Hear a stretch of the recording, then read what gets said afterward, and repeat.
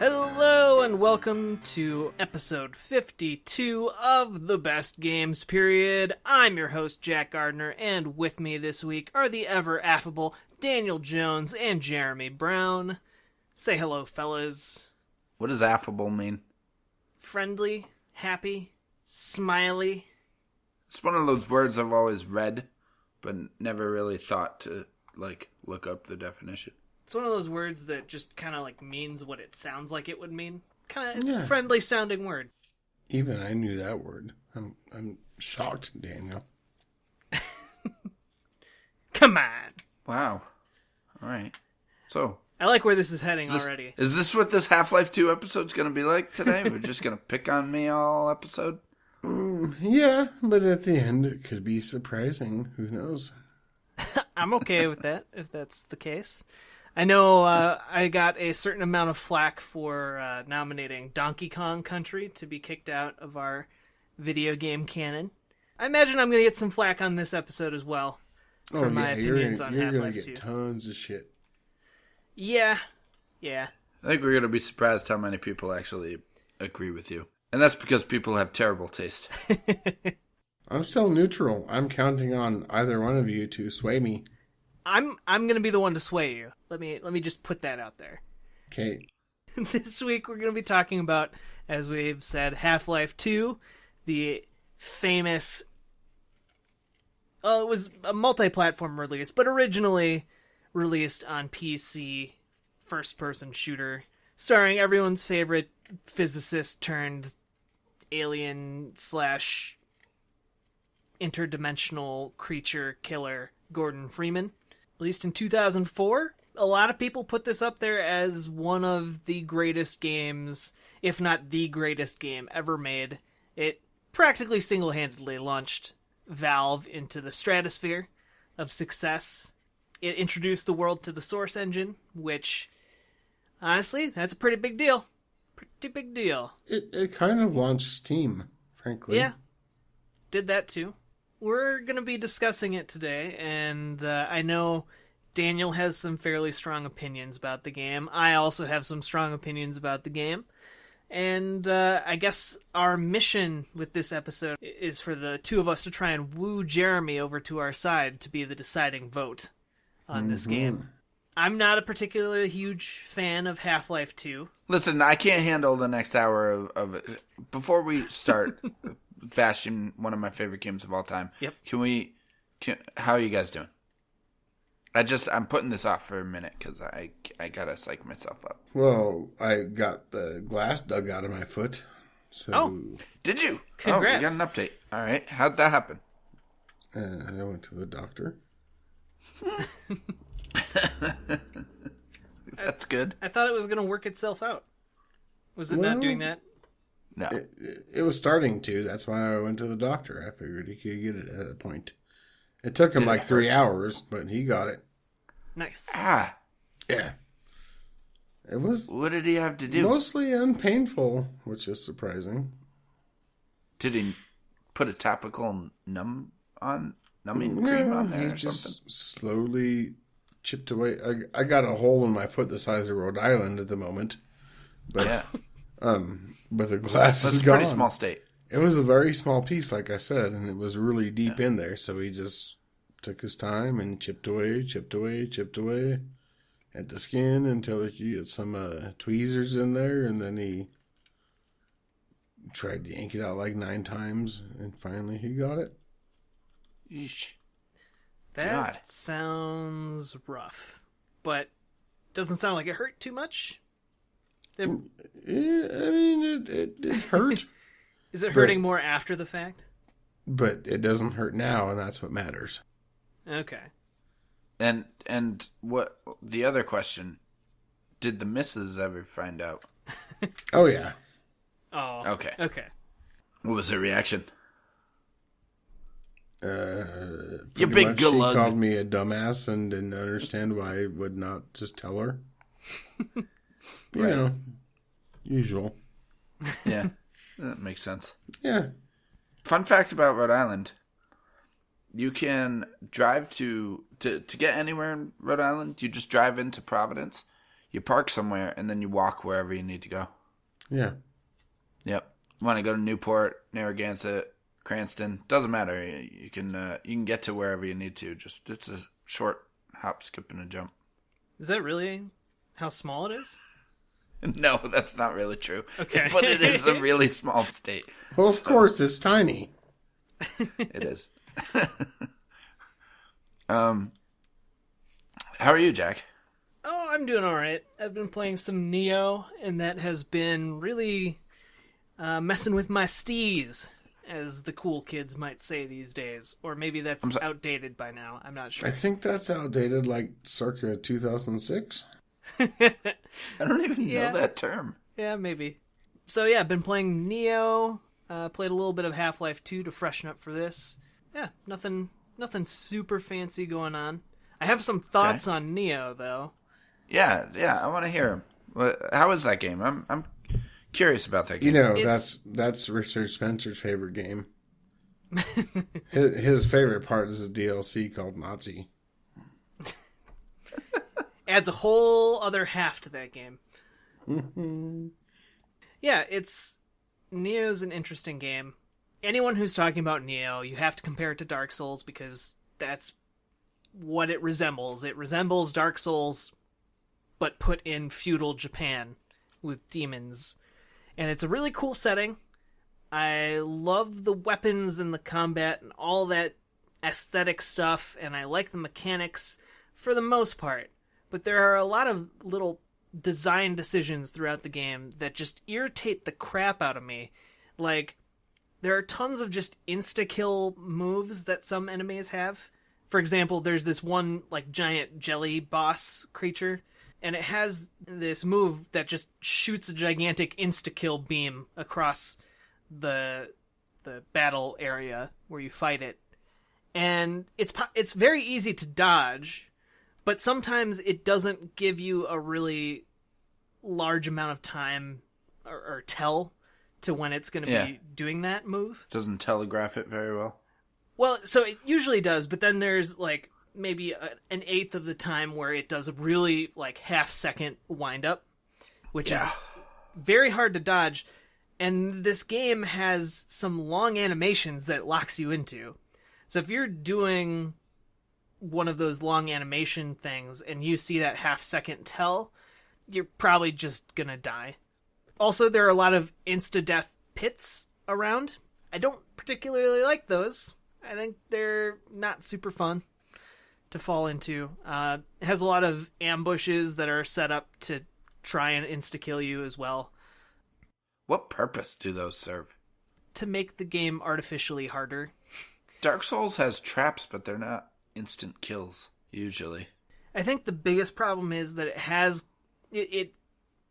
So Dark Souls combat is slow and methodical, which is nice. It's a good pace for how the game works.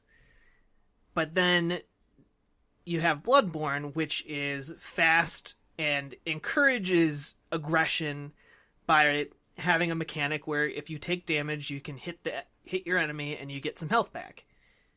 And that's super helpful.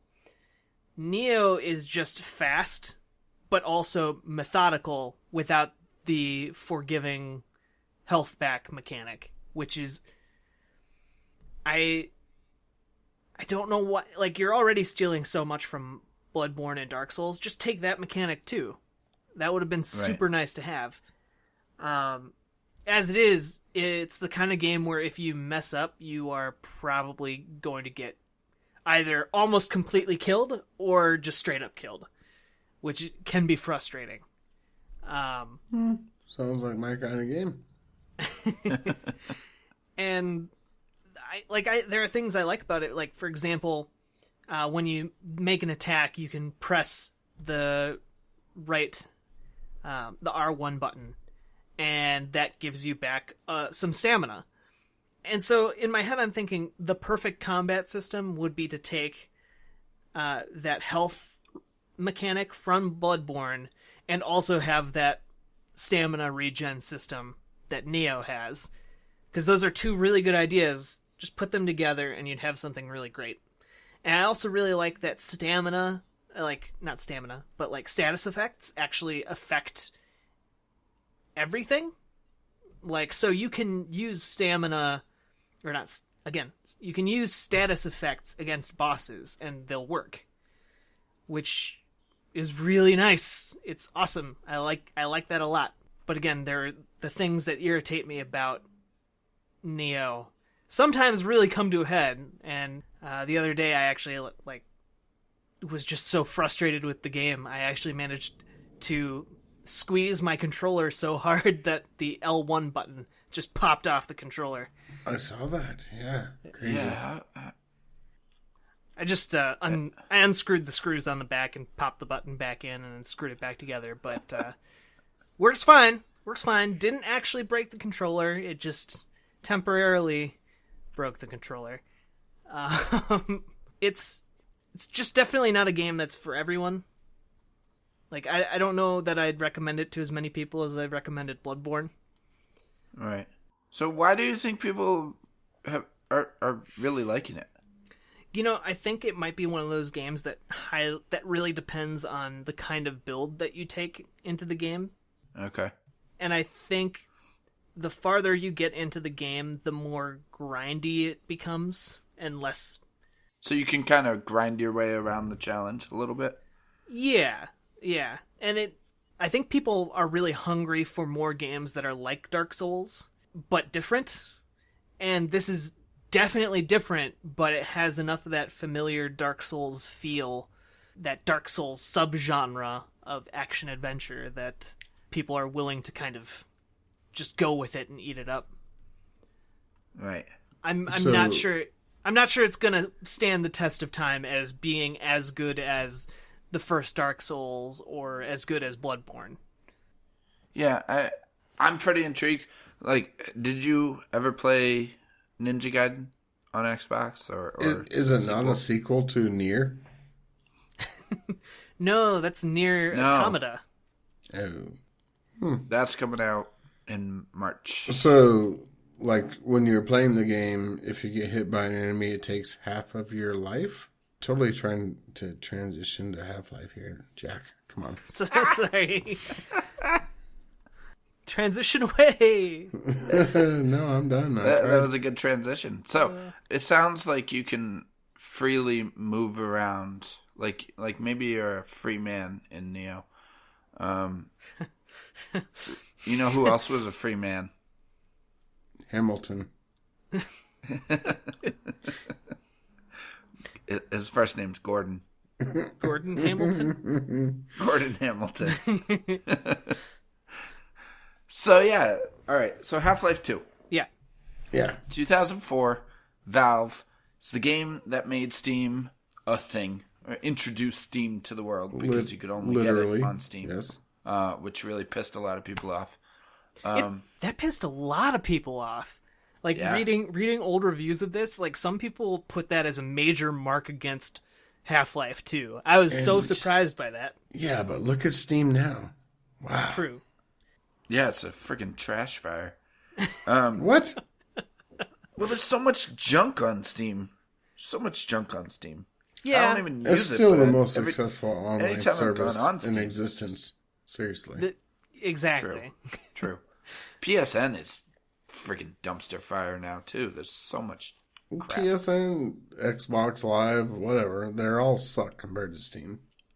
That is true. And I'm constantly baffled why Xbox Live and PSN don't just blatantly rip some of the better aspects of Steam off. Yeah. And hey, PSN, one of the better aspects of Steam is not quality control. Okay? Don't rip that part off, because that's why you're getting Legend of Black Tiger or whatever that game is called. Don't do that.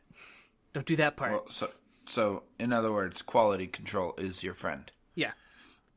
But anyway, this isn't about Steam. It's about Half-Life. Yeah, I want to hear you guys fight, so let's get into it. Let's give a quick overview. Yeah. If people don't know Half-Life, Half-Life 1, which is actually over the years I've come to It's actually realize the better that game, yes. Half-Life 1 is Jesus Christ. Do you just want to leave? Do you just want to go? You can just leave. We can call you back in the room when we're ready for you, if that's what you'd like. Oh. No, All right. No, I'm good. Thank you. Enough from the peanut gallery. All right, so Half-Life 1, I think, is a better game, but not by Isn't that what I by just a lot. said? And you chastised me for that? Because you were just rushing me along to my point, is what you were doing. I didn't expect that to be your point. This is already heated. We haven't even gotten into the game. Jeremy's just making mental tally marks in his head. I think he just took one away from you and put one next to me. Yeah. You just upset So- because I done did you. So Half-Life came out. It was the second game that Valve made in 1998. The first game they made was this crap PlayStation 1 game with the Jurassic Park license, and it was terrible. Jurassic Park Trespasser. There's a lot of terrible Let's Plays of that game. Go look them up. So Half-Life 1, for the longest time in its development, did not look any better than Trespasser. So Half-Life 1 comes out in 1998. It completely changes first-person shooters. Well, it was just called Half-Life. Yes, Half-Life. It introduced a few things to shooters. It introduced story, for one. Not necessarily the best story, but it was a story. There weren't many characters, but you saw events happening, and there... Do you mean like in-game story? Yeah, Is that what you mean? yeah, in-game story. For as far as first-person shooters go, no, I mean, just like, in general. Like Wolfenstein had a story. Not really. But it had one. Your BJ Blazkowicz. Twilight has The a first story. Wolfenstein barely had a story. Doom barely had a story. Like, Half-Life had an emphasis on story and presentation of that story. There you go. And proved that, like, that could work in first-person action games. Half-Life 2's in development, and just, like, expectations are through the roof. And in the first Half-Life, Gordan Freeman is this physicist at this top-secret lab called Black Mesa, and he inadvertently opens a portal to another dimension that lets these aliens into the facility. And the aliens are hostile, and they start attacking people, and people are dying, and there's like these parasite aliens, and then the military comes in, and there's the military comes in to basically contain the problem and make sure that nobody gets out and nobody tells anybody about all the crap that went down at Black Mesa. And Gordan Freeman, so then he's fighting against the military and the aliens at the same time. And the aliens and the military are fighting against each other. And eventually Gordan Freeman is teleported to the alien homeworld to fight like this queen alien monster thing, and it's terrible. The Zen levels are awful. He kills the queen thing, and then he is basically greeted by the G-Man, who's been kind of working behind the scenes the entire game, and he is put into cryosleep. Then Half-Life 2 happens, and... Well, hold on. Can we go back to Half-Life 1 for a second? What? Why? Well, because there's a point where, like, you feel like maybe somebody will help you. Maybe Black Mesa. That was a joke. Haha, fat chance. Fat chance. Yes. Oh, was that it? Yeah, I'm done. So then Half-Life 2 happens, and you wake up on a train, and you're entering what you find out is this city called City 17. And it is the last human city on Earth, but it is occupied by these other race of aliens called the Combine, who are humanoid, unlike the ones that you faced in the first game. And eventually you find out that they are actually at war with the aliens from the first game, who were actually good guys, Vortigaunts. Gordan meets back up with some characters from the first game who suddenly have personalities of their own and names of their own, and not every third NPC has the same facial structure and animations and everything. They don't all look exactly the same. He meets up with this resistance group. There's Bernie. Bernie. Feel the burn. I'm just picturing Bernie would have won. Bernie Sanders as one of the scientists. There's Barney, the policeman, the security officer. There's Alex Vance. There's her father, Eli Vance. And there's Dr. Breen is the bad dude who's a human and is kind of been in league with the aliens, the Combine, to keep the world and the city. Wait, are Eli and Alex under not control. human? No, I'm just saying that he's working with the aliens, but he's human. Yeah. So he's a bad guy, but he's not an alien. He's a sellout. A traitor. Yes. Yeah, basically. So that's basically the gist of what Half-Life 2 is about. You set out to overthrow the evil Combine regime and Dr. Green. Okay, here's where I'm going to stop you. Because if you... Yeah, thank you. I've been wanting to do that for a while now. Wow. If you... Go ahead. If you haven't played the first Half-Life, which is very possible that you have never played Half-Life 1 Had you ever. never played Half-Life before? I've never played Half-Life before because my experience with Half-Life 2 is from the Orange Box. I'm keeping score here, Jack. You just got 2 marks down. Well, so Valve sold this standalone. Well, didn't sell it standalone, but they sold the Orange Box, and that's really what introduced a lot of people to their stable of games, because they had, in the Orange Box, they had Half-Life 2, Half-Life 2 Episode 1, yes. Half-Life 2 Episode 2, Portal, and Team Fortress 2. Yep. And so if you bought that and you just went into Half-Life 2 without ever having played the first Half-Life, there is absolutely no context for what is going on at all. Wait, was Half-Life not included in that? No. No. It was all the games except for Half-Life and that Jurassic Park Trespasser game. Yeah, well, that's... Yeah, Well, we're not talking Counter-Strike. And no Counter-Strike, and whatever. You get the idea. But literally the game starts and the G-Man is just like talking at you, and then all of a sudden you're on a train. Mr. Freeman. And as far as you're concerned, if you are just going into Half-Life 2, you have no idea what's going on, why people are treating you like a messiah, like why Gordan Freeman is important. Yeah, it makes you want to play the first game. Yeah, I think It that's does. why I played the first game. It does, but there's no motivation for Gordan Freeman as a character other than people telling you to go here, go to this place from here, and you're like, all right, well, I guess I got nothing better to do. And it's the kind of frustrating linear experience that I absolutely hate. I don't like that. And there's a game that did go from point A to point B super duper well, and it even did it in a bunch of sewers like Half-Life 2 does, and that game is Metro 2033. And it's still way more interesting. No, it's not. It is, though. I think the Orange Box was Name a pretty character important. from Metro 2033 Sergei. besides him. Alexei. Okay, you're just naming Russian names right now. They could be any, like, obviously. Duh.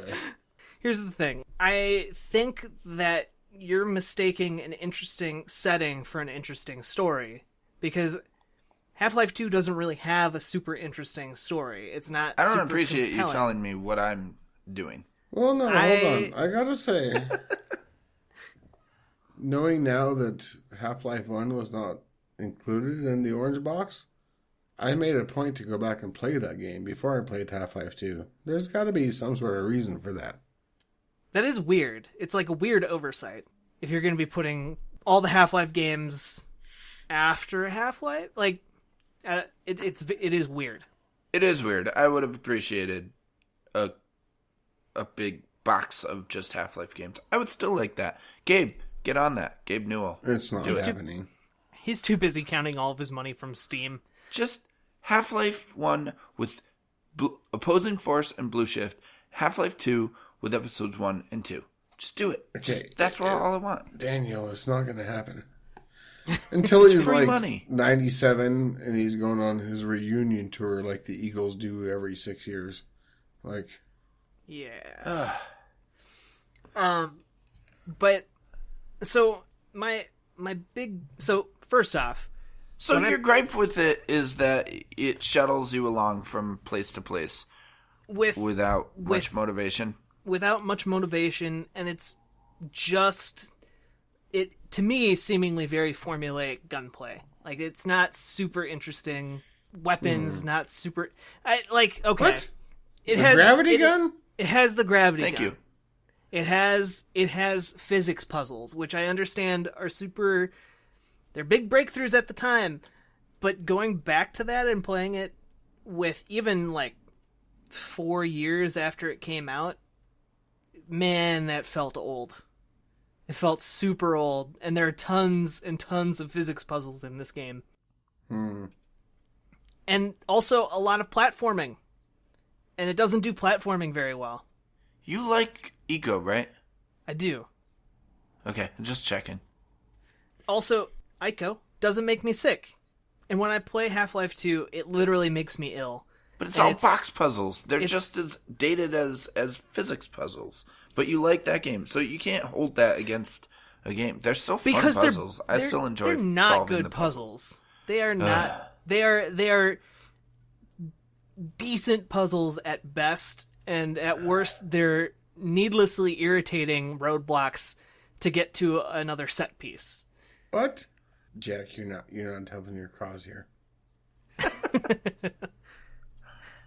Okay, so you get sick by playing Half-Life 2? Yeah, and it's only Half-Life 2 games. Like, I don't know what it is about how Valve has these default settings or what. I don't know if it's the field of view. I don't know if it's the weird rate of movement. But you love Portal. I do love Portal. Like, and it's that didn't make you sick? barely a step above. I don't know what it is, but all I know is this game gives me a headache when I play it for like an hour, and it then starts to make me ill. And I don't know exactly what that is. I've never encountered that in any other game, so I don't know what to tell you. I'm not a doctor. Wow. I mean, I don't know what to tell you about that, but... Yeah, that's not really where I expected your argument to be, so... Can I make my argument for why I love it? Yeah, go for it. All right, thank you. I appreciate you giving me some time to speak. Thank you, Senator. I hear your argument about not having context, and maybe it helps that I had played the first game, but I think you have just about as much context at the beginning of Half-Life 2 as you do at the beginning of, say, BioShock. You enter this train station, you kind of don't really know where you're supposed to be going, so you just start wandering around.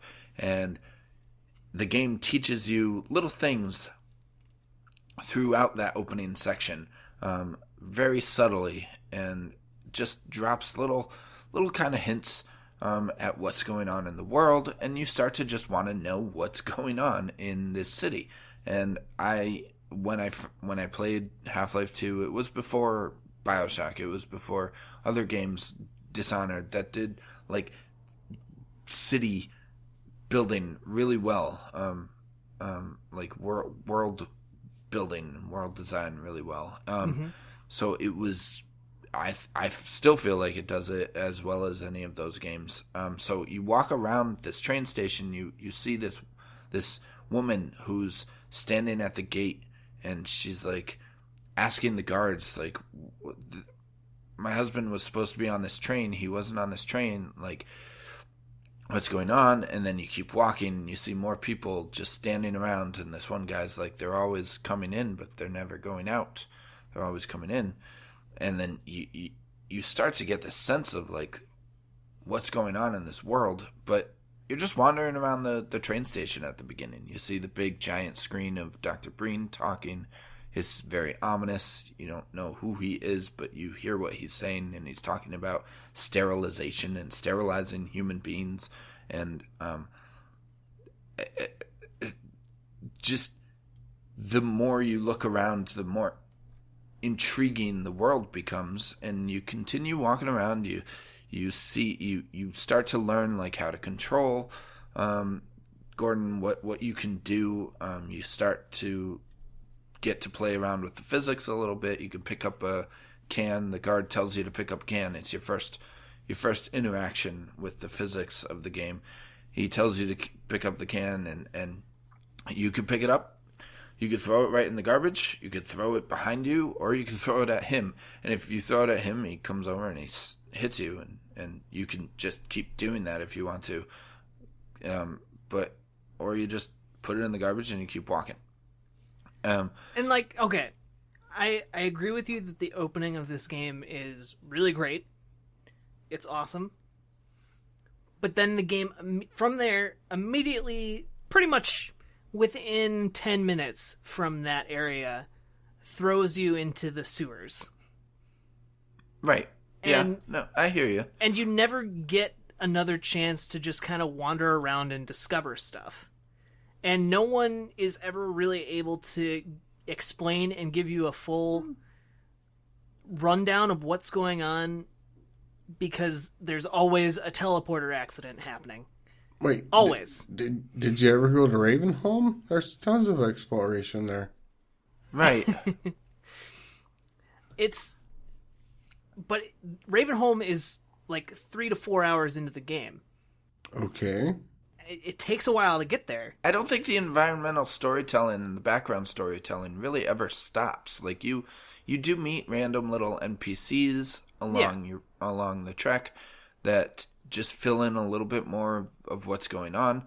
As you're going, like sometimes the world opens up, and it is slightly less linear. I know people complain about the section with the buggy about after Ravenholm, where you're driving around on the buggy. But I love those sections because you can just drive around and there's so much to find. Like you can ignore stuff if you want to, but you can also stop at a little building and investigate what happened there, and you find little scenes of things that happened. Yeah. You don't know what happened. It's like the Mako in Mass Effect 1. It's awesome. Right. Yeah. And you'll enter a house and there'll be a headcrab zombie in there, but like a bunch of dead bodies around, and so you just fill in the blanks. And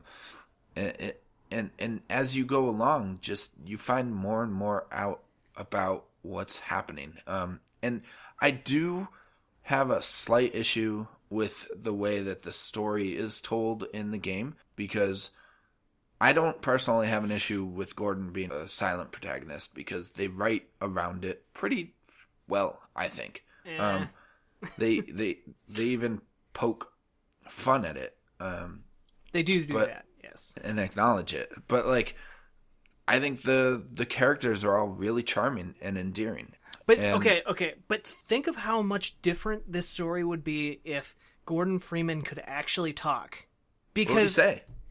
Well, he'd probably explain what would he say? He'd probably explain what happened in the alternate dimension he was just in, or ask people's opinion about this weird guy who just teleports him around the universe now, I guess. Have you played... I assume that you haven't played episodes 1 or 2? No. They address the G-Man, and in those episodes, they introduce the concept of the G-Man talking to other people in the world. Fun fact, he's never actually referred to as the G-Man in the game. No, he's not. No, that's a term that fans made up for him. But you see him talking to other characters, namely Alex. He's manipulating her behind the scenes as well. And so they kind of address like that, but I see what you're saying. I just don't know that Gordan really would contribute that much to it anyway. He's just a vessel. I think he talks too much. But like having him be just a vessel doesn't make him a good character. He's not. I'm not saying Gordan Freeman's a good character. But there are people out there who would vote him in like the top 20 gaming characters of all time.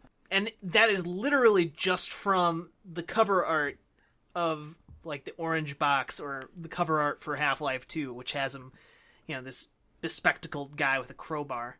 Well, he had a bio in the instruction manual of the first Half-Life that talked about how he had a family, and he had a degree from MIT, but he had to leave his family to go work at Black Mesa, but he thought it was only going to be temporary. There was a whole bio to it, Jack, so he does have... I mean, I'm sure he has... But not specifically within the game. Not really. No. Yeah. And with that's part of what bugs me, is because there are characters in the game who react to seeing him as if he is literally the second coming. Yeah, he's like Jesus. As far as I knew going into this game, he's a guy in a suit with a crowbar. You can kind of surmise, just filling in the gaps, that he did something really important in the first game. But it's really confusing and kind of frustrating to have him be silent while people are reacting to him like he is the best thing in the universe. In the first Half-Life, I saw him as kind of this is a bad comparison, but like a John McClane type of guy. Well, yeah. But John McClane has a ton of personality, so that's why that's a bad comparison. But he is a one-man army, which is ridiculous. It's completely ridiculous because he's just a friggin' physicist from MIT who doesn't know anything about, weaponry or military tactics. Well, and that's what makes him different and stand out in the pantheon of action video game heroes, because up to that point you have Doom Guy and exactly, and that's all he is. And I don't think they ever really try. They never claimed to make him more than that. And the other characters in the game treat him like that, and it is embellished. It is kind of ridiculous. But he is this folk hero, and that's all he is. That's it. He's just a folk hero vessel for that kind of power fantasy. But I guess I can understand why you wouldn't like that, but they never necessarily. You need to then explain the folklore behind why he's a hero. Like before, all right. I mean, they do in Half-Life 1.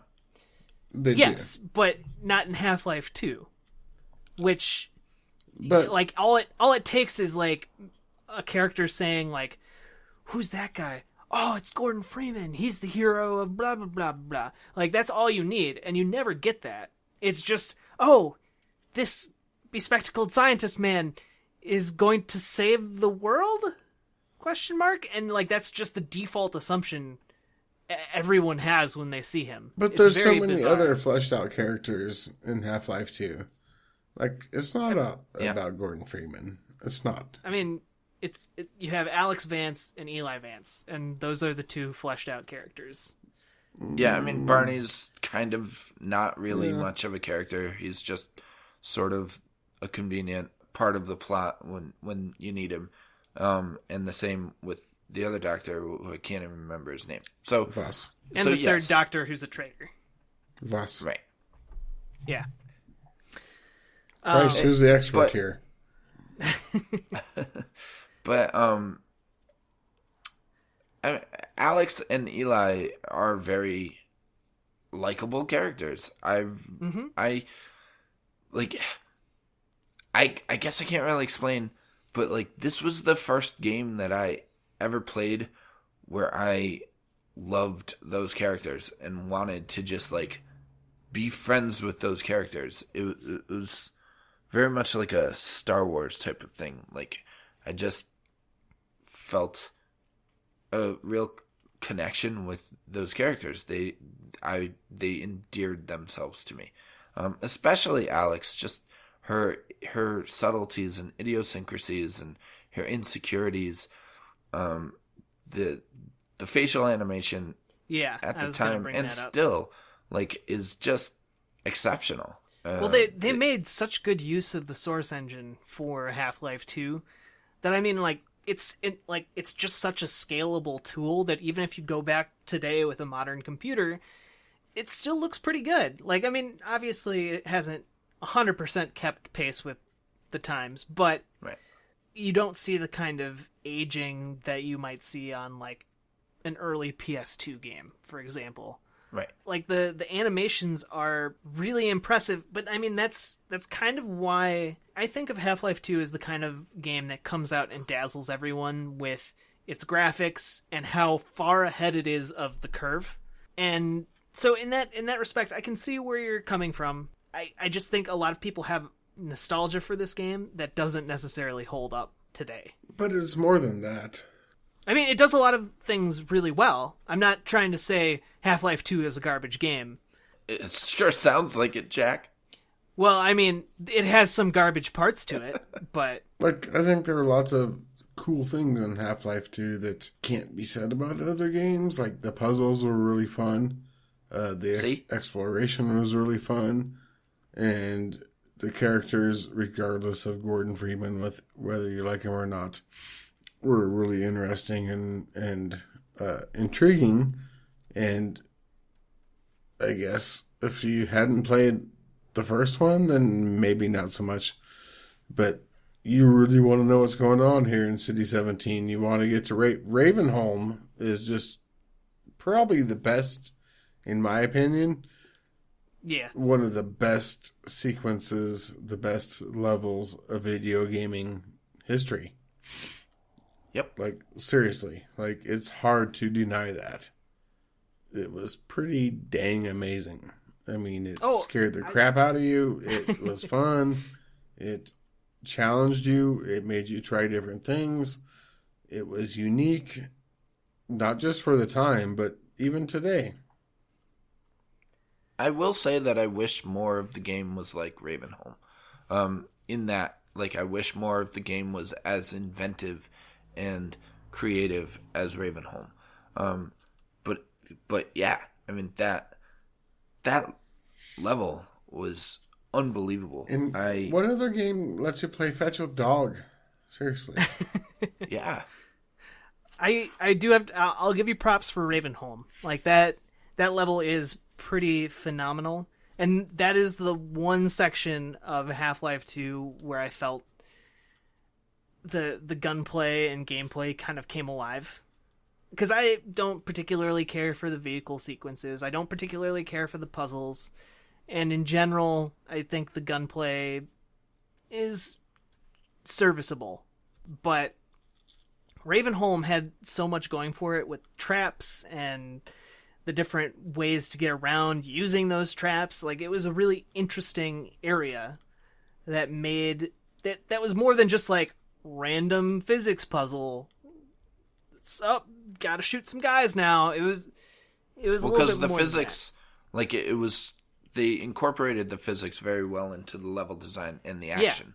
Yeah, exactly. That's what made it interesting. Yeah. But then the game kind of goes away from that, and I think the only time I ever felt like the gameplay kind of came alive again is there's one portion in the prison where you're given a minute to set up some bare bones defenses before the guards come. What? The entire prison thing was awesome. Well, I particularly just like this one section. That's where I was like, oh, this is super interesting now. And the game, to its credit, the game doesn't wear out that situation, but I just wish the entire game had the same use, the same interweaving of these physics objects and puzzles and combat and interesting scenarios. And I don't think it ever, like you said, I don't think it ever reaches the same heights as Ravenholm again, and it kind of just devolves into kind of generic shooting again. Well, my favorite parts after Ravenholm are when you're running through the streets, and the tripod things are attacking. Mm-hmm. That part was exhilarating. I loved that whole section. Especially there's this one part where you come around a corner and like out of the ground rises one of those things, and it's right in front of you, and you have nowhere to go. I love that moment. That always sticks with me. I understand it's a scripted moment, but like the way Half-Life handles its scripted sequences, it does them much better than a lot of other games in that they always allow players enough room to play. So you're not just being shuttled through a scripted moment. You actually are experiencing it. You're playing through it. You're never taken out. Control is never wrestled away from you at all.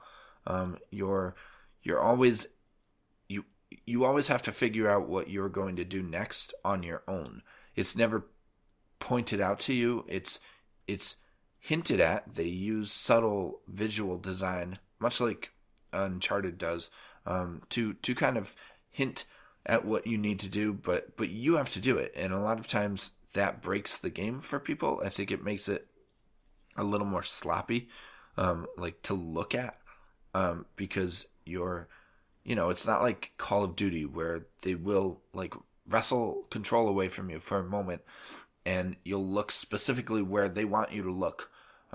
If something's happening and you're not looking directly at it, it's still going to happen in Half-Life 2. But if you miss it, you missed it. Yeah. But it happened, and they allow you that freedom. So I love the scripted moments in that series because of that. I think it's best in that sequence with the tripods. I think it's best in the Ravenholm sequence. And there is some stuff in the episodes 1 and 2, which together amount to basically a whole other game. But specifically, like there's a fight in episode 2 where the gunplay of Half-Life 2 really shines. And I agree with you that it's not the best gunplay of a shooter that I've ever played, but there are things that they do very well. And I think one of the things that they don't do as well in most of Half-Life 2 is AI, but they did it incredibly well in the first Half-Life, which is just another reason why I do prefer the first Half-Life. But the first time you face off against the soldiers in the first Half-Life, that was another revolutionary moment for shooters, because their behavior was surprisingly unpredictable, because they would throw a grenade, and at that time, like, that wasn't a thing that enemies did. They would flank you. They would, instead of just charging right towards you, they would come around and try to flank you from a different angle. And they give you large areas to work with. So there's a moment in episode 2 where you face off against these large alien beasts. Like, I don't know. I don't know how to describe them. Like giant bugs. They're not the antlions, but they're like these just, they're like 3-legged alien things. And the tripods. But they're not those. They're smaller. They're like a miniature version. And they're called hunters, and they can hunt you basically wherever you go. So there's this moment where you're trapped and you go into a house, and they are coming down a hill, and there's a few of them with a bunch of soldiers, and they come into the house, they come into the house. They're like huge. They look bigger than they should to come into a house. And so like the first time I was playing it, I'm like, oh, I could just stand in the house and shoot them through the windows. But I couldn't do that. They came into the house, and they have to like duck to come through the windows, and then they come in and they stand up taller, and they're fighting you in the freaking house, and they come up the stairs, and they're way oversized to be in this house, but they will hunt you wherever, and they will flank you. It's exceptional, and it's exactly what Half-Life does really well. As far as the combat, it is the best combat sequence in that whole series. So taking the episodes into account, also with storytelling, like episode 2 has the best storytelling in that series also. Yeah, but I thought we agreed we were not going to do that. This is But I know. But even still, just that the episodes are excellent, so I can't take that out of my opinion. You know, like I can't remove myself from that. I can't divorce myself from having the episodes as part of my experience. No, but the episodes are great. Are the episodes better than Half-Life 2?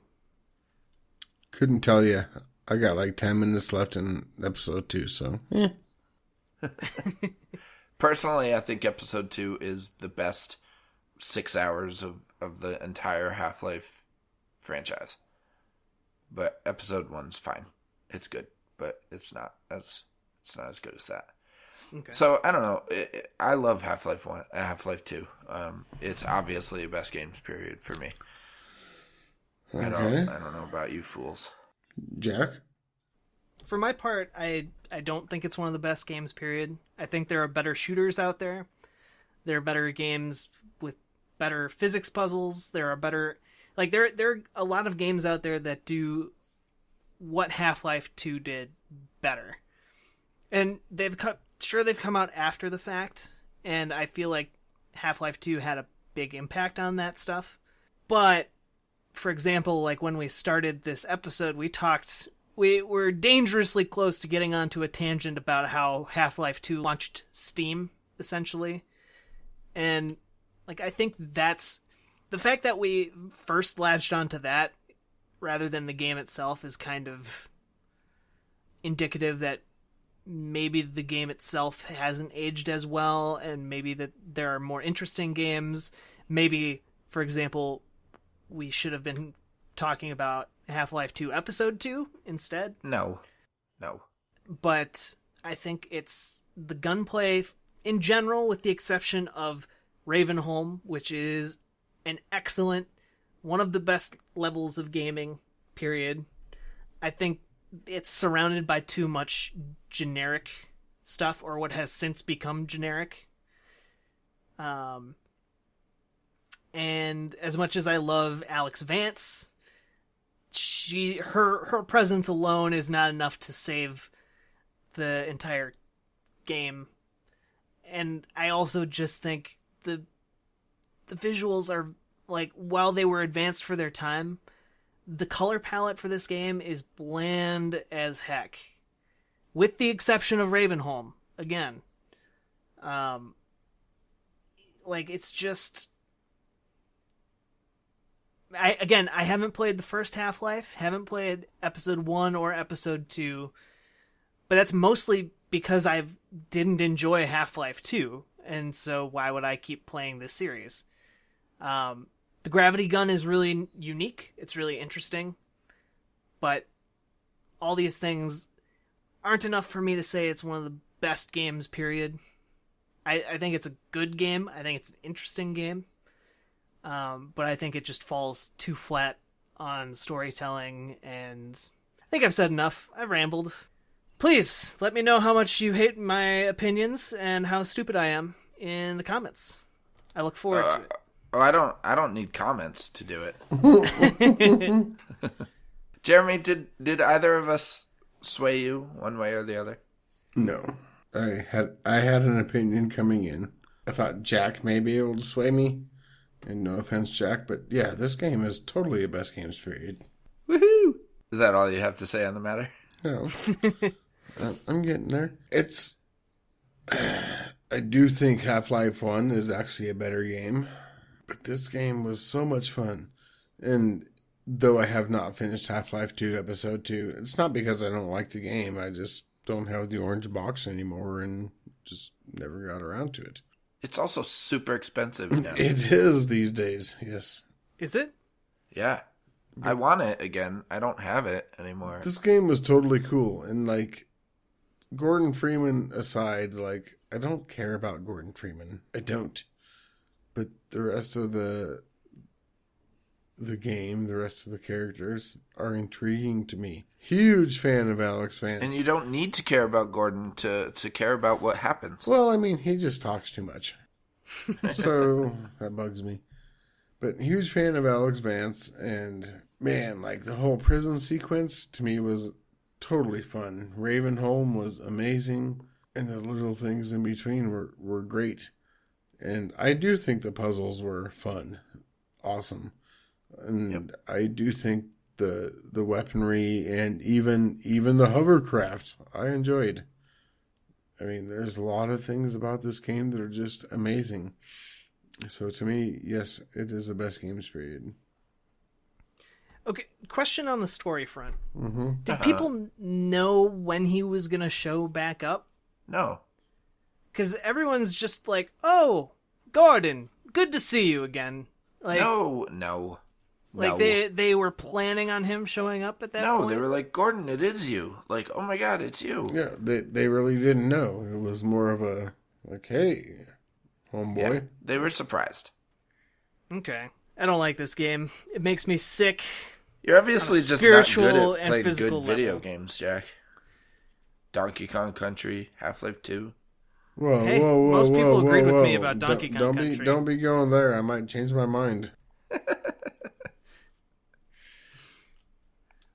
Yeah, we might have to play This game Counter-Strike. is iconic. Like, if there is an iconic game, this game is iconic. That's important as well.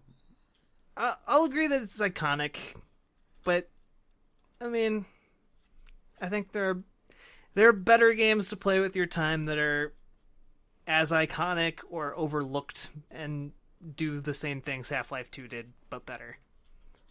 Okay. Well, I disagree, but whatever. Jack? Daniel? I'm sad that this was supposed to be a bigger fight. I'm not happy. Well, just because Daniel and you are wrong doesn't make me less right. No, I don't disagree. But it does. I still like you, Jack. I just, disagree. I still like you too, although my opinion on how good a judge of games you are has certainly decreased, but that's fine. Yeah, slightly diminished. I get that. Wow. So anyway, thank you, Jeremy. What? Thank you for joining me tonight. Both of you. And thank you, good listeners, for joining us for episode 52 of The Best Games Period. If you didn't know, we post a poll on Facebook and Twitter every week about what the games that we covered on that week's show. Not last week, because last week Jack did an honorable mention on Ace Combat 5. But prior to that, we covered Beyond Good and Evil, and surprisingly got a ton of votes. And on Facebook, Beyond Good and Evil was not voted one of the best games, period. But on Twitter, something weird happened, and about like a dozen French people retweeted my poll, and all of their friends and followers voted for Beyond Good and Evil. Still to this day, 2 weeks later, are still like tweeting at me about Beyond Good and Evil being one of the best games, period. It's like the opposite. So they of what I voted expected. Beyond Good and Evil one of the best games, period. But the poll is closed. They're still tweeting about it. Well, they're liking the tweet about it. Yeah, it's weird. Today, France. even I had 2 people like the tweet. It was weird. So, yeah, I looked at just real quick, I looked at our data breakdown from like where our listeners live geographically. We got a surprising number of listeners from Uruguay. All right. And like about 30% of the people who listen, 33%, 0.3 repeating, listen from not North America. Yeah. Cool. So, hi, international listeners. Well, We see you. we love you, Uruguay. Bienvenido. South America represent. Heck yeah. All right. So that was episode 52 of the Best Games Period. Jack, can you tell us all about Extra Life? I can indeed. Basically, Extra Life is a charity that benefits Children's Miracle Network hospitals. People can sign up on extra-life.org or look up more information there. And each person who signs up gets to choose which Children's Miracle Network hospital they want 100% of their donations, pledges to go to. So when you are raising money, you know exactly where that money is going, and you know that 100% of it is going directly to that hospital to pay for sick and injured kids and their treatment. It's really fantastic. And on top of that, you get to raise money by playing video games. So, I mean, there are a lot of people who won't go out and run a 5K or who just don't have the time or energy, whatever. But everyone loves playing games. And I assume if you listen to this show, you also like playing games. So head over to extra-life.org where you can learn more about this awesome charity and even sign up if you are so inclined. If you are interested in getting more involved in your local area, maybe linking up with some fellow Extra Lifers, you can head over to community.extra-life.org, and there you can see maybe who's in your area, who might want to play games with you, join together to get more people signed up, or get more pledges for your own Extra Life video game marathon. And you can also find this very podcast over there, along with a number of really interesting articles. By the time you're listening to this, there will be an article up where we interview Mariachi Entertainment System, which is a fantastic band out of Texas that does video game music in mariachi style. They are completely amazing. Look them up, or head over to community.extra-life.org and read that interview. It's really good. All right. As Jack mentioned, you can find this show on community.extra-life.org every Monday. You can also find the show on iTunes, as well as on Libsyn, our hosting site, and SoundCloud. Not Spotify. Do not try to find us on Spotify. We're not on there. But we are on SoundCloud. You can also follow us on Twitter at BestGamesPeriod, so you make sure you never miss anything that we talk about. Sometimes Jeremy even talks about random stuff on the Twitter account, and it's fun. Sometimes I do it too, by accident. Next week, we'll be back with another episode. We don't know what it's about yet, but we will tell you what it's about when we record next week. All right? Okay, fair enough. Until next time, good listeners, thank you so much for listening to the Best Games Period. We will see you all on the flippity-dippity.